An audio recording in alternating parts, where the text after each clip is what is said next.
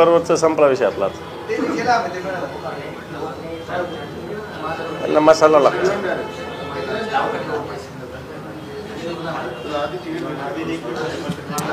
इथं ठेव.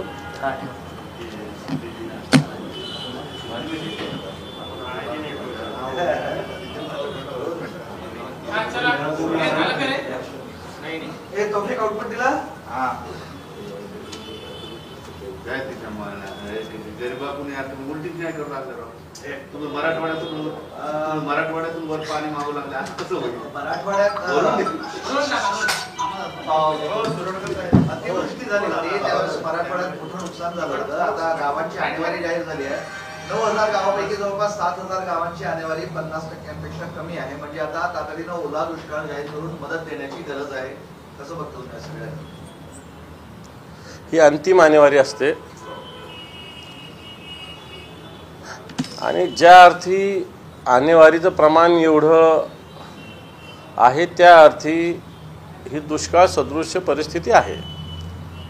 नियमाने या संदर्भात या भागात या परिसरात आणेवारी कमी आलेल्या गावामध्ये ज्या ज्या सवलती किंवा ज्या ज्या मदत सरकारची पाहिजे ती दिली गेली पाहिजे.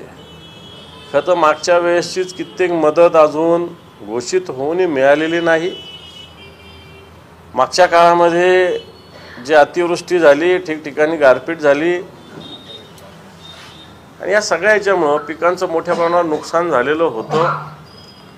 आणि या सगळ्या नुकसानीतून जी आणेवारी आलेली आहे ही आणेवारी जर कमी आहे, 9,000 पैकी 7,000 गावं वाटतं त्याच्यापेक्षा मोठी संख्येनं गावं आहेत. तर याला सरकारने लवकरात लवकर या गावाला या शेतकऱ्यांना मदत जाहीर झाली पाहिजे. गेल्या या सगळ्या मधल्या काळामध्ये शेतकरी आत्महत्यांचं प्रमाण लक्षणीय वाढलेलं आहे. हे सरकार आल्यापासून मागच्या वेळेस महायुतीचं जवळपास 5,700च्या वर आत्महत्या या महाराष्ट्रात घडलेल्या आहे. शेतकरी आत्महत्या थांबता थांबेना आणि त्याच्यासाठी सरकार कोणतीही मदत किंवा उपाययोजना सरकार करत नाही आहे.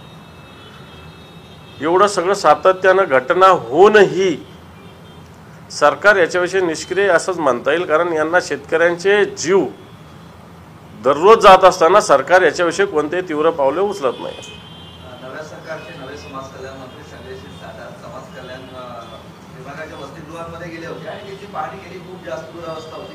खरं तरी दुरावस्था केली 1.5-2 वर्षांपेक्षा जास्त काळापासून आहे आणि विद्यार्थी सगळं सहन करतात. आता त्यांनी दम दिला तर मला वाटतं अशाने फरक पडेल. मला असं वाटतं आता त्यांनी गेलं चांगलं केलं, पण तो दम देऊन काम संपणार नाही. आठवड्याभरात त्यांनी ज्या ज्या सूचना दिल्या त्याची अंमलबजावणी होती का? पुन्हा 1 आठवड्याने त्यांनी करावी किंवा तुम्ही तरी करावी. म्हणजे मंत्र्यांचं किती अधिकारी ऐकतात हे आपल्याला कळेल.